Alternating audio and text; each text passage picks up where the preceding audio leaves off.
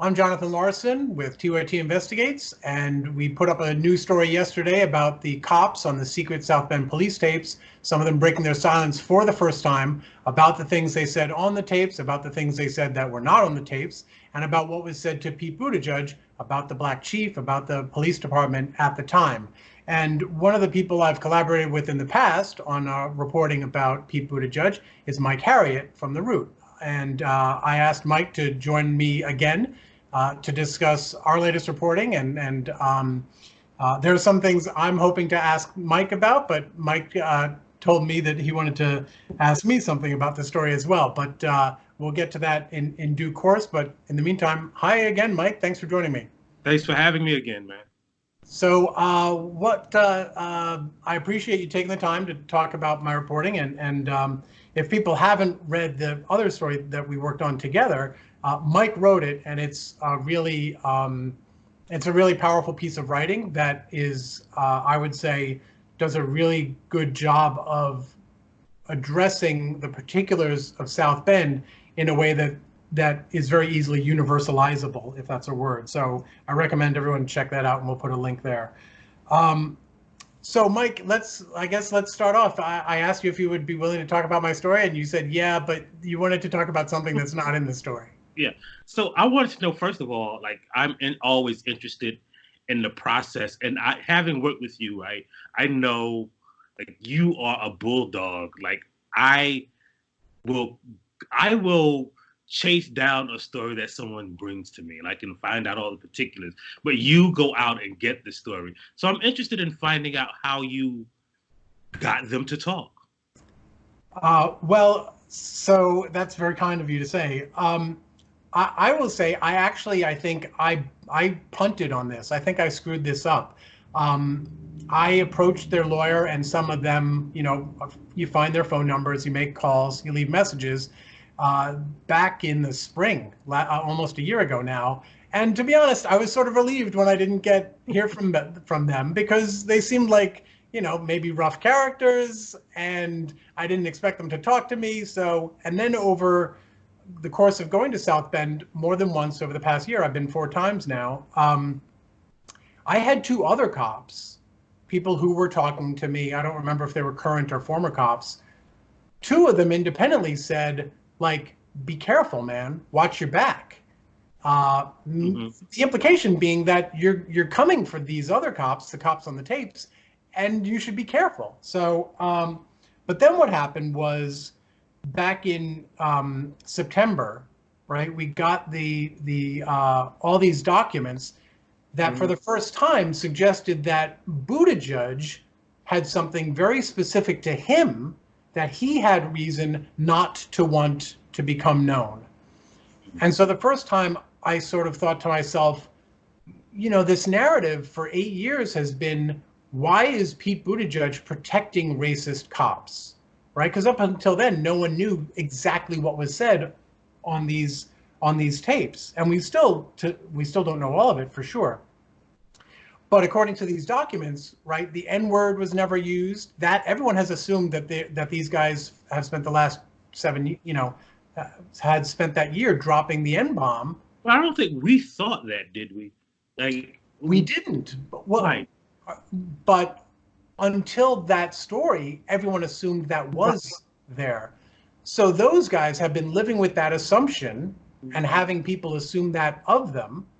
And it, as far as I'm aware, it turns out not to be the case. And instead, it turns out that the fact that they've been silent all these years has actually benefited Buttigieg in some ways more than them. You could even make the case that they've suffered for not having come clean about, I'm not defending what they said. They said some pretty crappy things according to these documents, but my guess is that they could have, done the redemption tour back in 2012 or 2013 and have it be old news by this point. What, like, as far as what we kind of have read in documents that they said, like, I don't even think, it's questionable whether they would have been fired or not, or like they were kind of making fun and making jokes. I don't know if it would have gotten out. Do you think they would have easily been fired?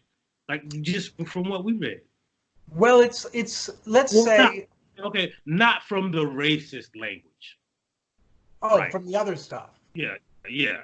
The others, so that was part of the case I made. I actually spoke with their lawyer for the Mm-hmm. first time at length Mm-hmm. back in November or December, and we had a long conversation where we talked explicitly about the fact that anytime there's a new mayor, of course, people are going to be talking about what opportunities there are to move up, because everyone expects there's going to be change at the top. And I said something like, you guys have been acting like that wasn't the case, when in fact that's a normal freaking thing. What makes it look suspicious is the fact that you guys have not admitted it. That's the thing that makes it look suspicious and weird. And so I last month I walked up to the homicide unit, which is where most of them are ensconced these days. And I will tell you, it is not exactly on Main Street, South Bend. It is off the beaten track. It is a creepy, grim, industrial. It's not isolated exactly, but pretty much any place off Main Street. Yeah, like the places where the fights end up at the end of the movie in the abandoned warehouse. Do you remember the scene in Goodfellas where De Niro is telling her, "Hey, come on back in this alley Yeah. on the dress"? No, a little bit more. It was literally in my head. So I ring the doorbell. They let me in. There's no visibility from the street. There's no video cameras inside. People have told me, cops have told me to be wary of these guys. They let me in. I asked for Dave Wells, who's the lieutenant who actually does most of the talking on the tapes. The cop disappears back into this warren, and comes back and he says, Dave's in a meeting right now, but he'll come out to see you when he's done. And I'm sitting there, and all of a sudden I realize I can feel my heart in my throat. I'm utterly alone there. There's no other civilians there whatsoever. And the one thing that kind of encourages me is he actually gave a radio interview back in September or October, where he referred to the fact that I had asked to speak with them back in April. And he said the four of us were sitting around going, hell no, we're not going to talk to you. Why would we why would we talk to you? That kind of thing. And that made me think, these guys, in some way, what? Right. What? So that means they've that they were what? They were considering it. They thought about it in some way. Well, actually, what it made me think was they were scared of me in some weird way. And so the guy comes out. He's not taller than I am, but he's a big guy. Wells. This is Wells. Mm-hmm. We extend our hands. We shake hands, and as we're shaking hands, I say, "You know who I am?" "Yeah, I know who you are. What are you doing here?" So I tell him, basically, I say, I think it's about time we talked. And he says something like, well, I'm a little nervous talking to you. And I didn't tell him that I had been scared, as well. But basically, we had a chat, and I laid out kind of the case I made earlier. I said, you guys have been quiet for 8 years. How's that working out for you? And he basically ended up agreeing to talk to me. He made a call to one of the others. I ended up having drinks with Tim Corbett, who's like the star. Yeah. That night at my hotel, and basically after that, they agreed to go on the record, and they hopscotched me to the other guys. Where basically, and part of the pitch was also, I'm not, you guys may have done some crappy things. I don't know. And if you have, that's bad. And if it's there for me, I'm going to report it. But you got to understand, no offense, I'm a national outlet. You might not have heard of us, but I'm a national outlet. I'm a little bit more interested in this whole presidential thing. Yeah, I'm not. Yeah, I don't care about four guys who are going to retire in 3-4 years anyway. I care where there's an intersection, right? Right. but it's not like You're not there for them. I can't justify dedicating all my efforts solely to anything that they've done wrong ever. Yeah. Right. So, so that's kind of my answer. Yeah. So you know what's interesting to me about it, right? There were a couple things that I guess I knew, but I never really thought about, right? Like the idea that they might not remember what, like, if you asked me, like, Mike, what did you and Jonathan talk about the 14th time you guys called? Right. I have a recording of it. You know, I couldn't dispute or confirm anything because it's just a random phone call until someone else brings it up. That's Right. one thing that I didn't think about. And the other thing I didn't think about is that, like, what a lot of the things that we assumed, like, I didn't think about that they didn't know, they hadn't heard the tapes. Right? Right, like, when you think about this, you think they were protecting what was on the tapes, but I never thought about, well, they hadn't ever heard the tapes. Right. So, which was an interesting idea to me because, you know, they wouldn't have had anything to protect, you know. So yeah, those were the two takeaways, two small takeaways that I had. Like, oh yeah, they've never heard the tapes either. Yeah. So can I ask you, what made you want to ask me how I got them to talk? Because this, like, I've never thought of it from that perspective of where, like, I just assumed they weren't in cahoots with Pete, but like they were protecting the same kind of thing that Pete was protecting. If there was racist and defamatory and kind of maybe halfway great illegal things on the tape, it wouldn't be good for Pete, and it also wouldn't be good for them. And so I just assumed that they wouldn't talk. And I never thought of it from that perspective of, oh yeah, but like for 8 years, no one has ever heard their side. And there's another aspect to this as well, which is it's literally a game of telephone. What they've heard is on the tapes is one person, Karen DePape's interpretation and characterization of it. And so if they never said anything that they think fits that description, they're thinking, what is going on here? It was literally only in September when I was able to quote specifics that she said, that they could finally go, wait, no, that's not what I was saying. Now, the interesting thing to me here is that they pretty much concede the particulars. What they disagree with is how it's been characterized. So when Karen DePape talks about a plan to get rid of Boykins, they think that means the four of them sat around a table with charts and blueprints about who to manipulate and whose influence to use, when really it was a bunch of guys BS. I shouldn't say really, because you can see it that way if you want, but in their mind, it was a bunch of guys BSing about, oh, the mayor's out. Regardless of how we feel about Boykins, he might be gone too. So what will that mean for us?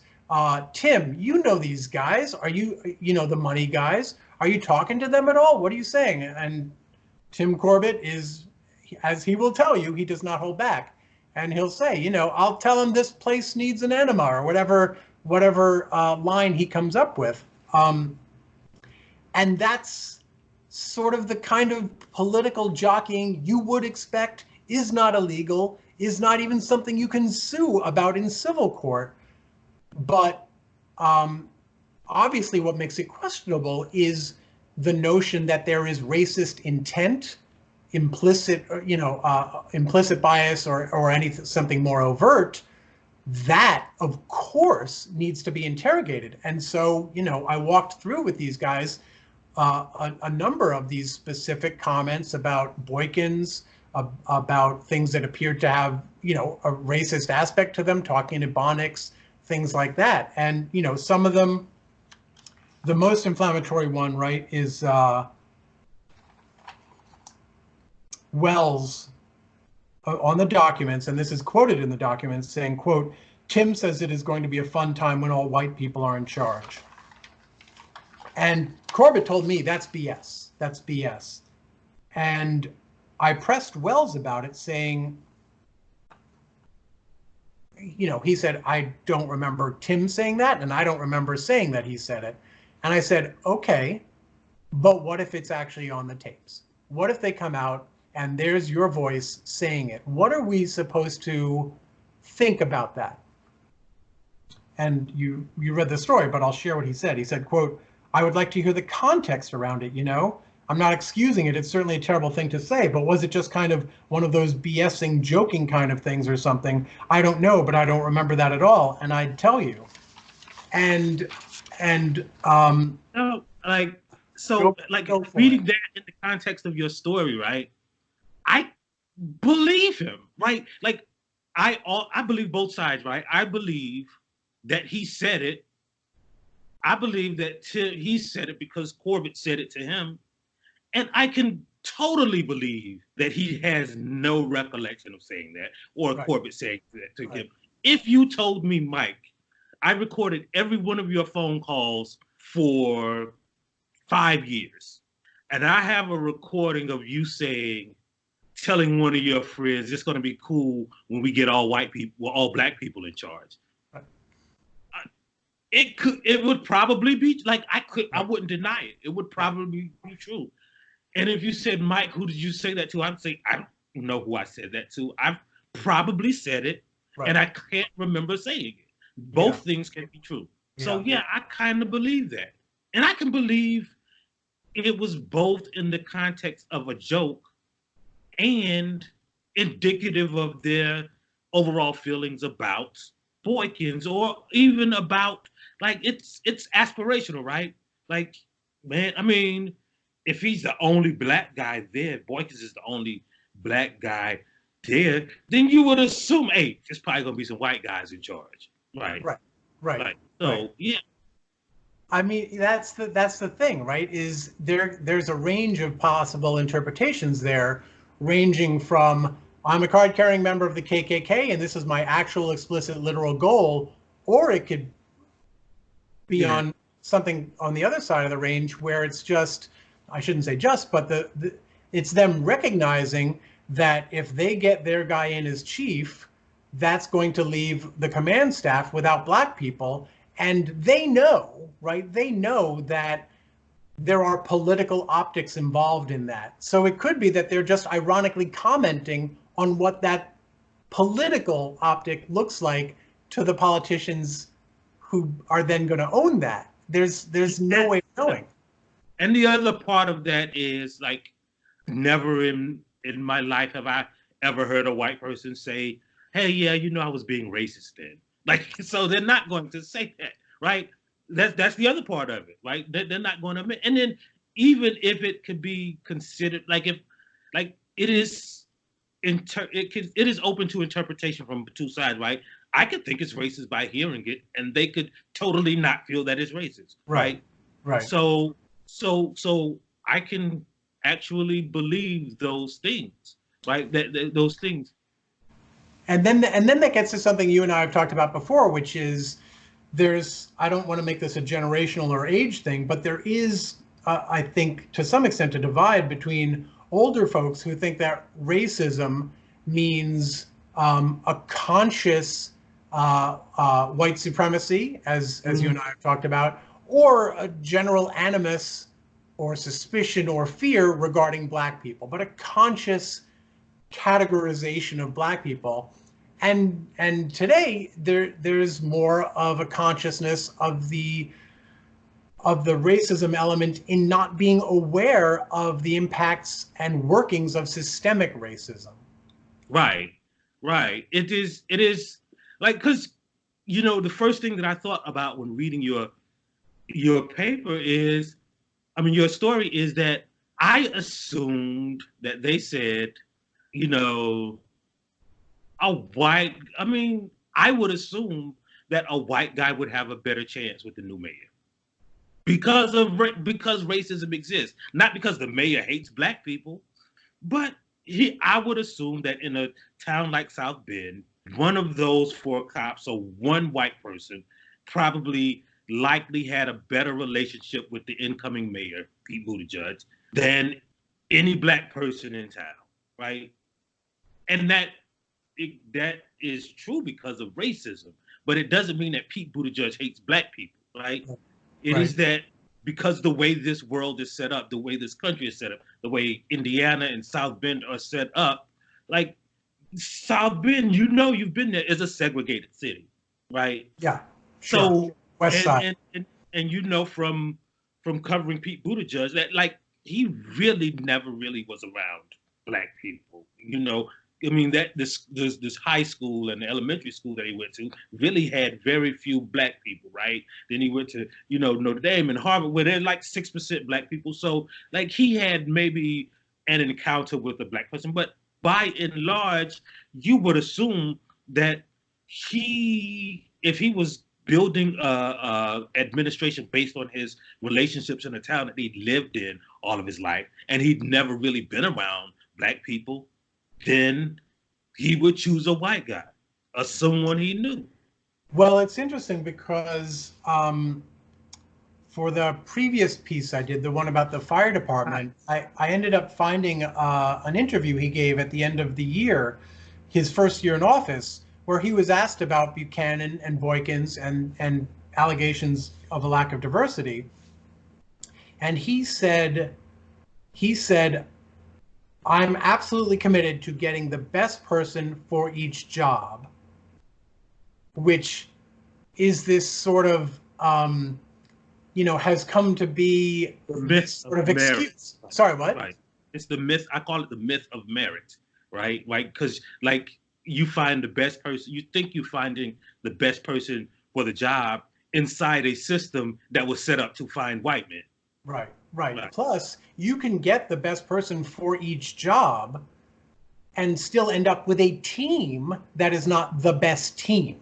Right. It could be because it lacks representation of any specific group, or it could be for other reasons. It could be that, the best person for each job happened to be female or male, or they all happen to be over 50 or under 50. There are lots of different divisions that you could look at and say, wait a minute, right. Each person might be the best, but this is not the best team. Right. And I thought it was interesting that he sort of embraced that, I go with the best person for each job. And if you have anything, yeah, go ahead. The other interesting thing about that is what I always think is, like, first of all, like, I mean, he didn't find the best person for the job. We know that, right? Like, literally didn't find a good person for the job, for the police chief or the fire chief, right? Like that idea is always, it lends itself, like you never heard anybody say, I got a black person, but the reason I didn't get a white guy because I was trying to find the best person for the job, right? Like it always is an excuse because you found a white man. But we know that the people he hired weren't not the police chief, not the fire chief. They weren't the best people for the job. Like he didn't even look into Teachman's background when he was hiring, Teachman. I mean, it was public before they pulled the trigger on Teachman. So if it's hard to argue that they didn't know about it. I think they might even have been asked and challenged publicly about it before pulling the trigger on that guy. I think, I apologize if I'm getting this wrong, but I think they hired him knowing about those things. Yeah. So, but also to the other point you made about Buttigieg, right, and his the narrow sliver of community that he had within South Bend, the first chief that they bring in to replace Boykins is a creature of old South Bend, right?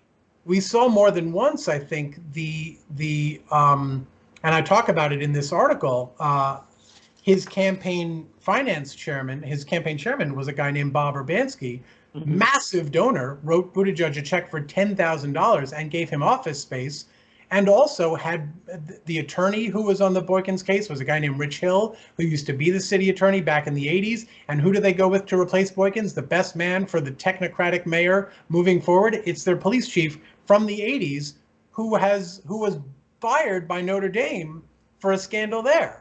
Right. We never talked about that. We didn't really get into that in the article, but yeah. So the guy was at Notre Dame, and there was a case of domestic abuse with the player, a football player, which of course is Notre Dame's bread and butter, and Teachman covered it up, which is why he was Hurley, Chuck Hurley.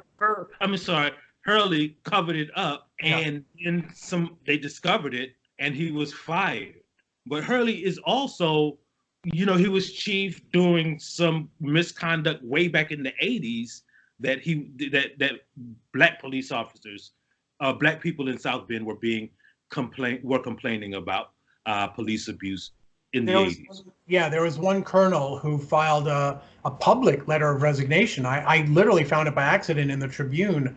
A guy named Eddie Van said he was quitting the department, and he cited, racism in terms of promotions and all of that. Now, right. And so, but to me, right, that's indicative, like, of how South Bend works. Right, this guy retired from the police department, and somehow, without medical training, becomes coroner. Right.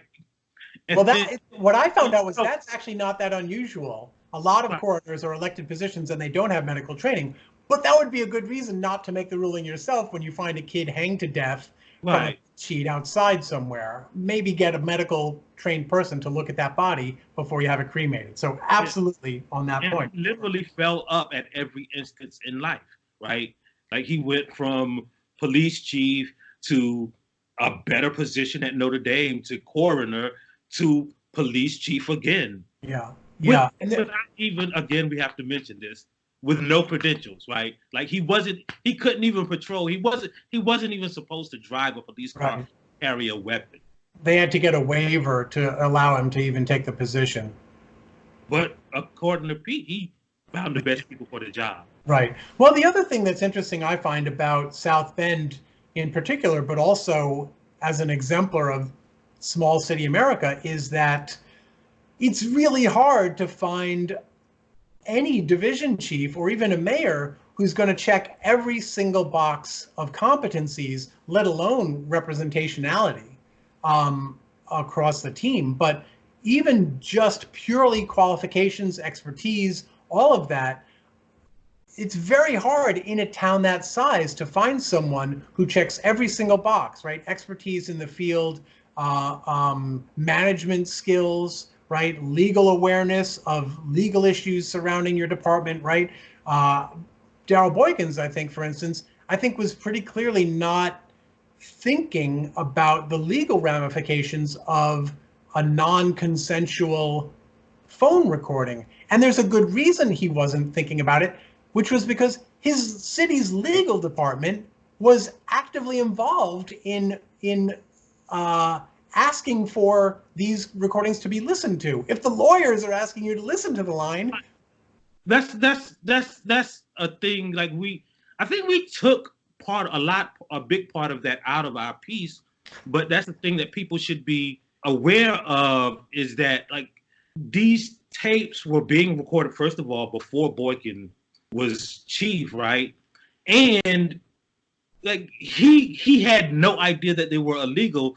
So much so that the reason that people even found out about these tapes was because the city was in their communication director and say, hey, you know what? We've been taping people for years and the system crashed. Why don't you go listen to these tapes that we recorded illegally? So no one knew that really had even thought that they were illegal, because they openly asked her, hey, give us a report on what's on those tapes by just listening to these illegally recorded tapes. Now we know they're illegal, but it wasn't a thing that was known then. Right. Which would have been a great reason for Pete Buttigieg to keep Boykins, if he wanted to keep Boykin, right? To say, hey, look, I'm defending this guy because I'm not firing this guy because I didn't know they were illegal until the lawyers told me, and he didn't know they were illegal until the lawyers told him, and the woman who listened to him didn't know they were illegal until the lawyers told her, and the city didn't know they were illegal until the lawyers told them. Right, right. It's interesting where that chain of command stops, because for 3 months, Pete Buttigieg was the mayor of a city that was illegally recording police officers' phone calls. Right. But it was the police officer's fault. Like, he shouldn't have been doing that. Right.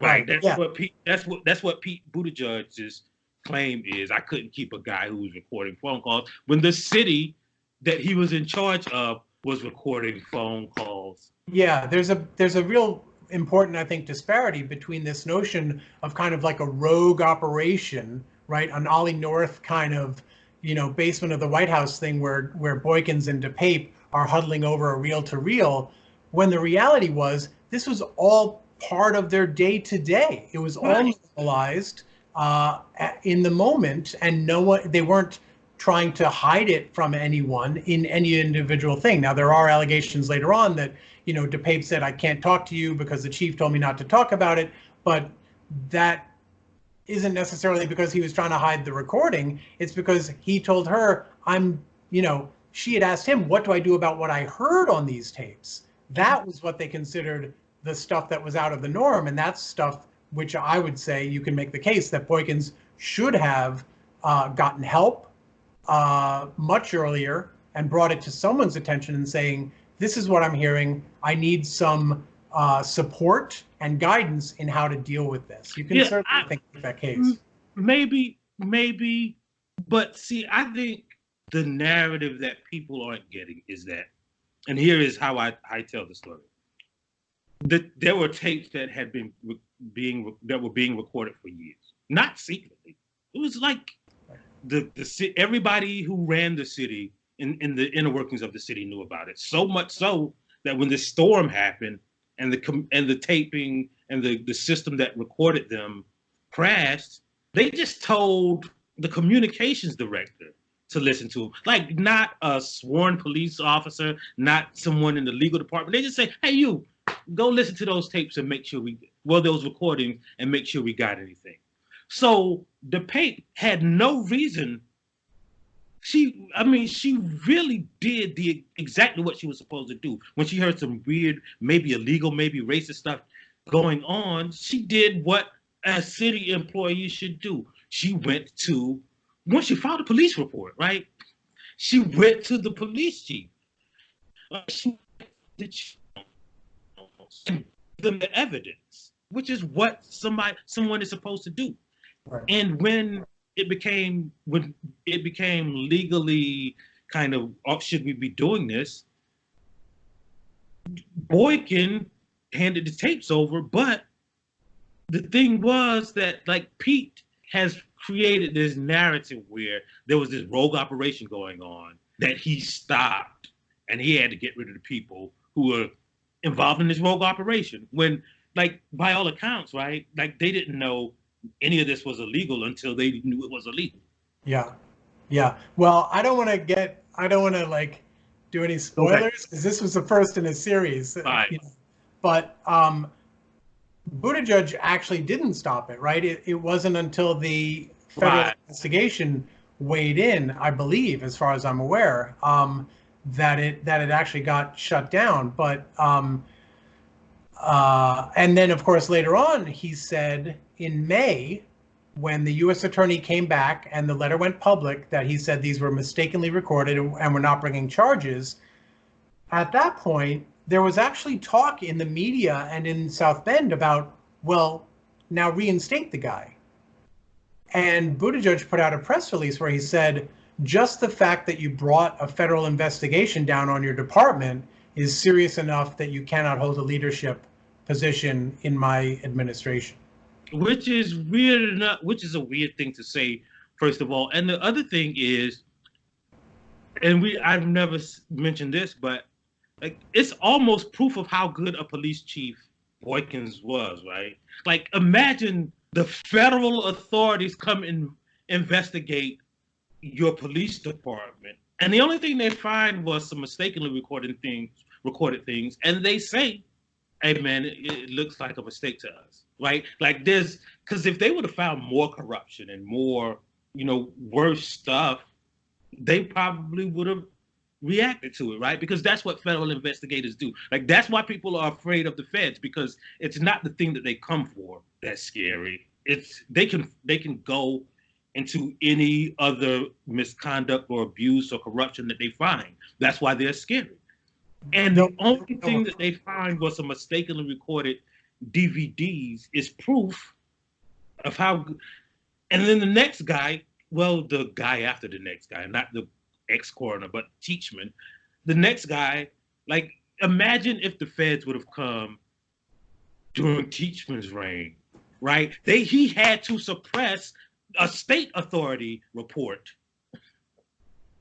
about discrimination in his department, right? And we still kind of don't know exactly what that said. You and I know, right? But the public doesn't really know. Like everybody focuses on that black police chief, which I think is a mistaken focus. And I think the tapes are focused on too much during the narrative of Pete Buttigieg's police department. I think the real focus is that, because one thing that he's never been able to answer, right? He sent us a list of suggested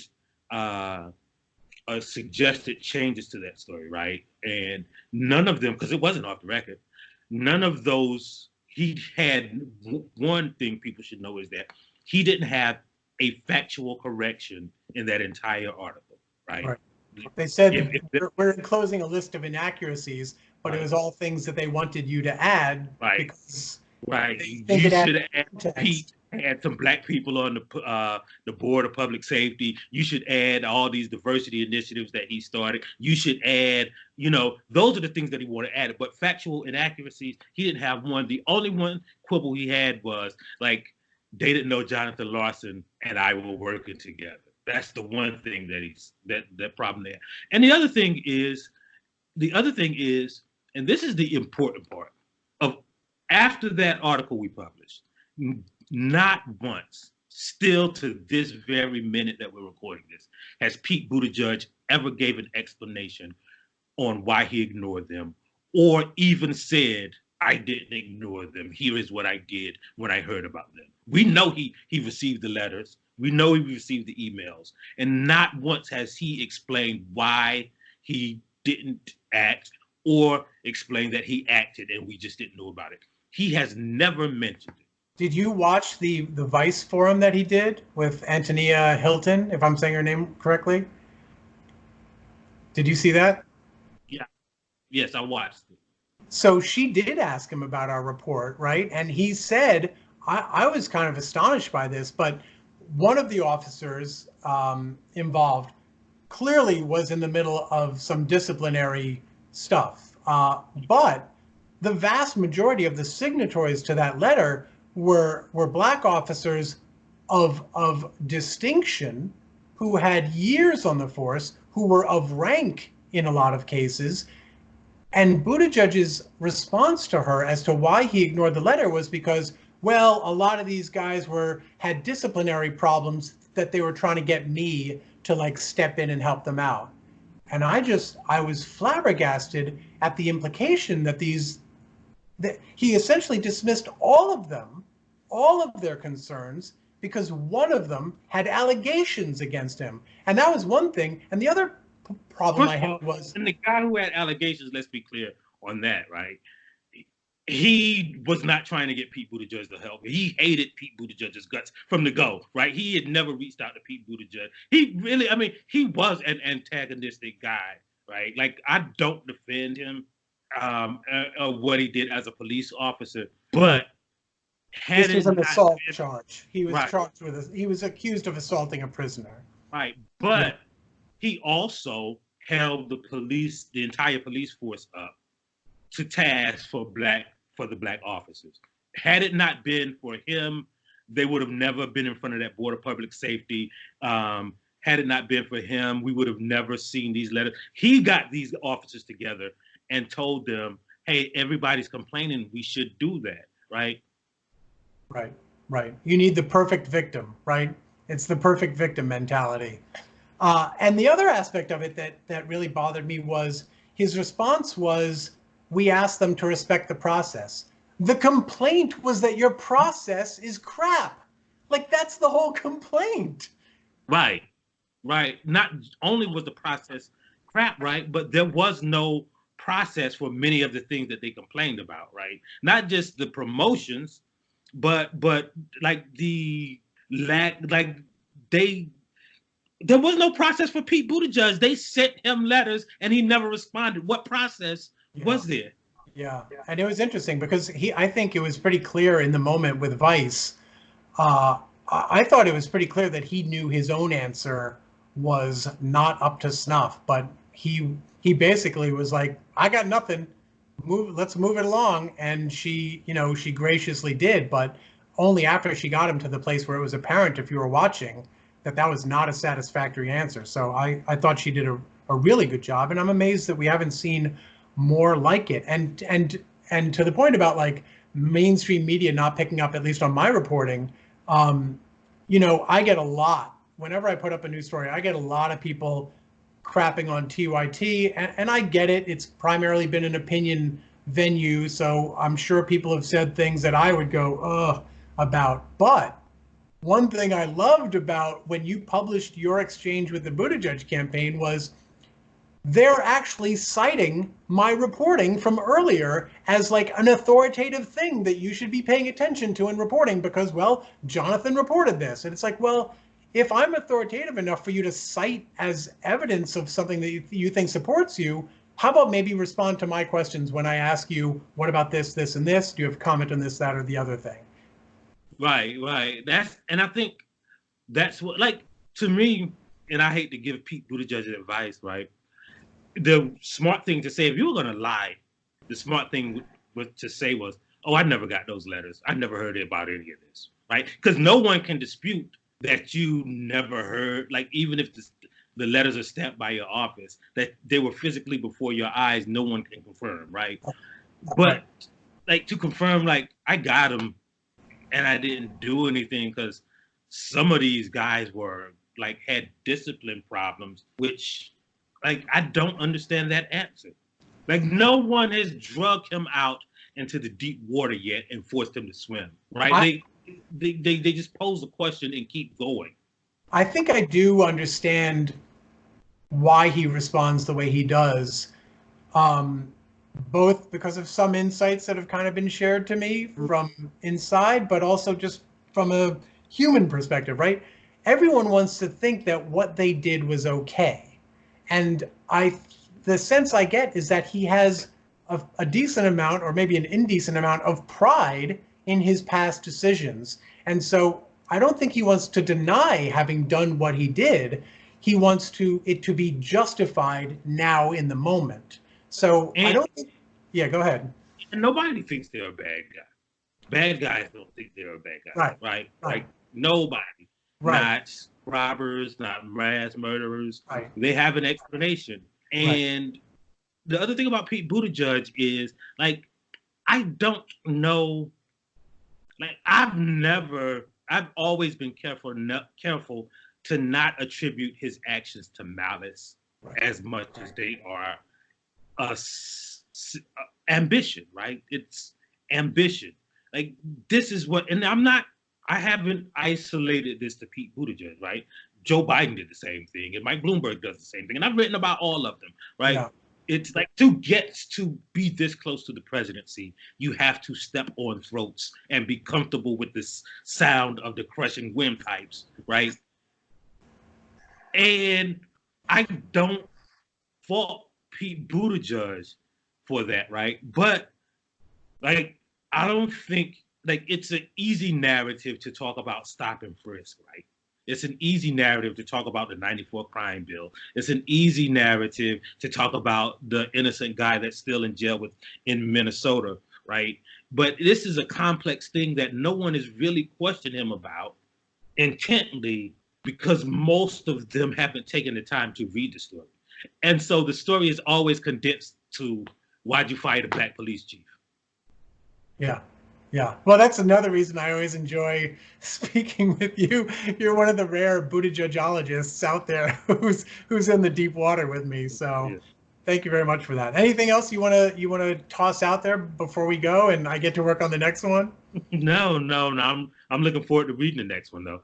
Well, thank you very much, Mike, and I'm looking forward to seeing what you come up with. You're currently covering the campaign a lot more broadly, so Oh I yeah.